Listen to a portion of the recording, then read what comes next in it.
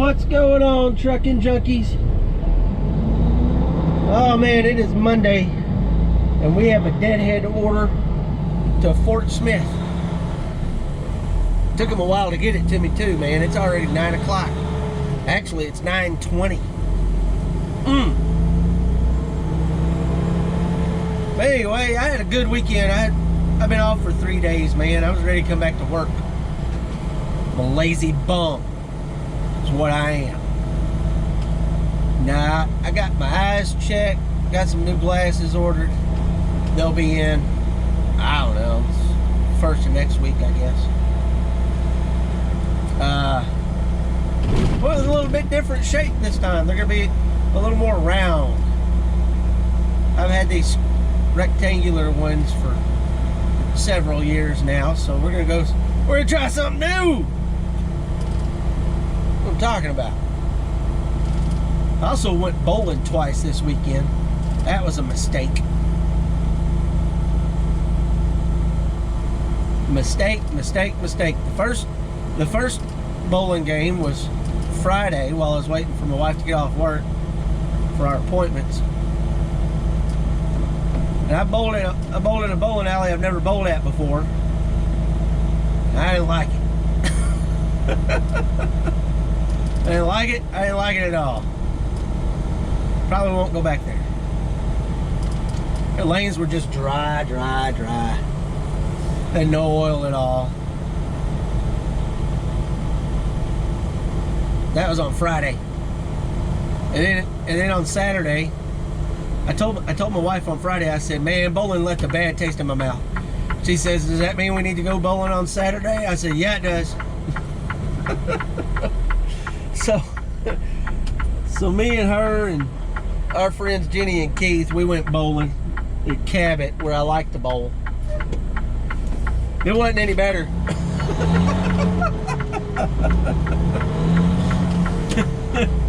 Wasn't any better. But in my defense, halfway through the first game, my left thigh was telling me, oh yeah, you went and bowled 3 games a day before. You're not supposed to do this 2 days in a row. Oh man, by the end of that third game, man, my leg was screaming. The muscle said, hey, don't do that. But I did try, the last game, I tried bowling the whole game two-handed with no thumb in the ball. That was fun. Not. And that ball was all over the place. That's all right, I'm determined to learn how to do it. So I'm gonna do it. Speaking of bowling, there's bowling on this weekend, man. Regional championships. The regional finals for the Players Championship, I'll put it that way. I like it when bowling starts again. But we're headed to Fort Smith. Guess what's back? Helmet cam is back. All right, let's go. I got an email from one of my subscribers the other day. And if you have not subscribed, what are you waiting for? It takes like 2 muscles to click on that button. And if y'all don't subscribe, just sitting there watching, keep showing. If y'all don't subscribe, I'm gonna wish that a jackalope comes and eats all of your rutabaga out of your garden. Dang it. Hit the subscribe button. But anyway, he was asking me about time management. Said he makes a good plan every time he goes out, but for some reason it gets all jacked up by the time he gets to wherever he's going. Well, there's some things that you can do to mitigate that time that you're losing. And let me give you some examples. All right. So the first thing is speeding up your work. Now he is brand new, and all you new people, y'all are gonna have to just realize that it's gonna take a minute to do this stuff, right? it's going to take you longer to get stuff done until you get the practice in to where it's only going to take you an hour or two to get your stuff done, right? All right, so look for ways to shorten your work time. Prep your stuff. If you're having to wait in line, go ahead and prep. If you're picking up a coil, go ahead and set up your coil rack. Get your chains out, get your binders out, get those ready. You know, get your edge protectors out. Have that all sitting on your deck, so when you get your coil, you can go ahead and get all your securement stuff done. Heck, guys, sometimes I even put my tarps up there before I even get the coil. You know, plan ahead for your securement, your tarping, and all that stuff. That'll help. Figure out shortcuts on how to do your tarps. That'll also help. So a couple of days ago, I was helping that new Maverick driver, and I told him, I said, the fronts and backs of my tarps get done the same way every time. I don't change the way I do it to suit the product. Okay? I just don't do it. I do my front and my backs the same way. All products, just about. Wood products are different because you're using a different tarp, but if you're using a steel tarp, you should be able to do the fronts and the backs the same way. If you want to know how to do that, I've got a video to show you how to do that. I'll try to leave a link like up in the corner, up here in that right hand corner there. Okay? So the second thing that you need to do is you need to be aware of where you're losing time. So in your next trip, see how long it takes you to do bathroom breaks, load checks, and fueling. Okay? I do my load checks along with my bathroom breaks. If I'm going to stop to do a load check, then I'm going to stop and go to the bathroom also. That way I don't have to do it later. Okay? If I have to go to the bathroom and I've only driven 100 miles, I'm still going to do that load check. I know the book says within 150 miles. Well, 100 miles is within 150 miles. Do that load check. All right? If you can do those two things, you'll eliminate a stop. Starting and stopping takes a lot of time. When I do those, I don't do those at a truck stop either. I'll do that at a rest stop.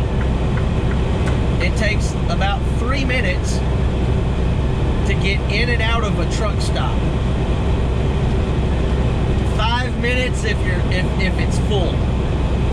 Okay? It takes longer if you got to do number 2. But you know how that goes. But anyway,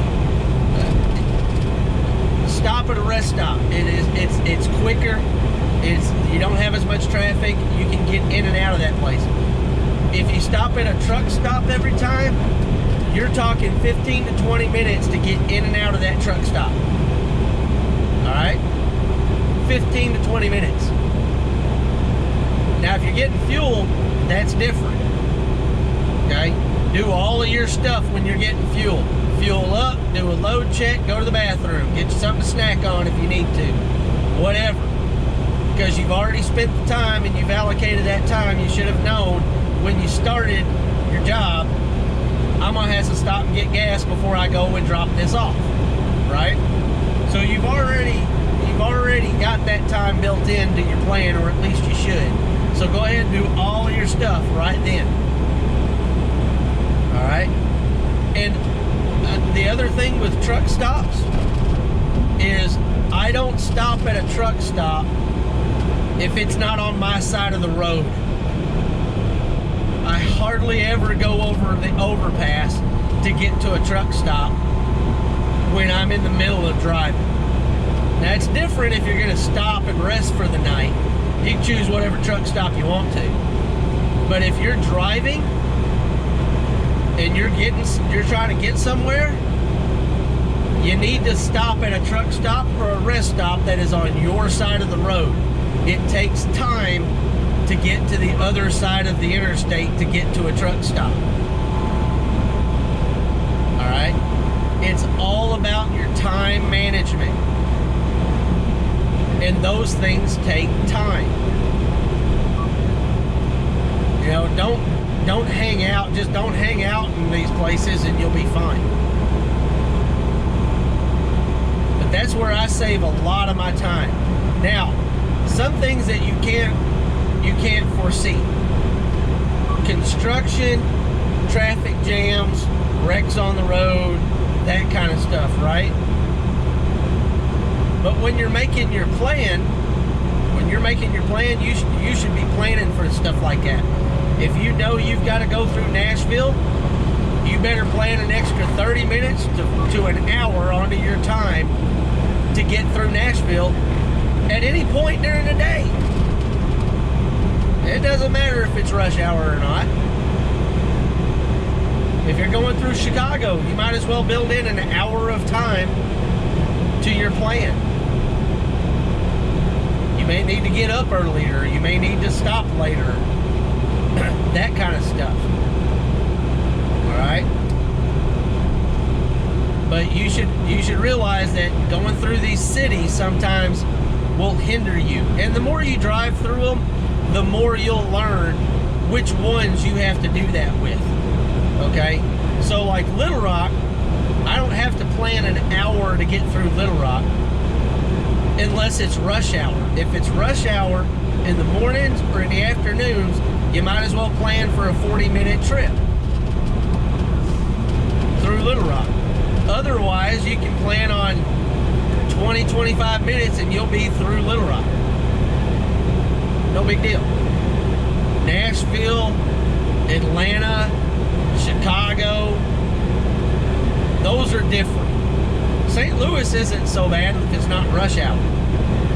But those cities that I named off in this middle of the country area, those are the ones that you've got to plan at least an hour. If you got to go through there, you need to plan an hour being stuck. Now, to help with traffic on the interstate where there shouldn't be any traffic, you just turn your CB on and see if there's a different way around. People will be talking about it. You know, take this exit, take that exit, whatever. Get your map out while you're sitting there in traffic. Get out your atlas and find out if there's an alternate route you can go around. Right? And there's really nothing you can do about it other than trying to find a go around. Just isn't. Now, some of these states you'll get to realize that it's perpetual construction all over the place. Indiana, you come into Indiana and that's the first thing you see. Construction the next 950,000 miles. So, you know, if you're going to be in Indiana, you might as well plan on getting through a little bit of construction. Just is what it is. But the more you drive, the more you'll learn. You guys leave a comment down below if you have any other time management tips that people should know.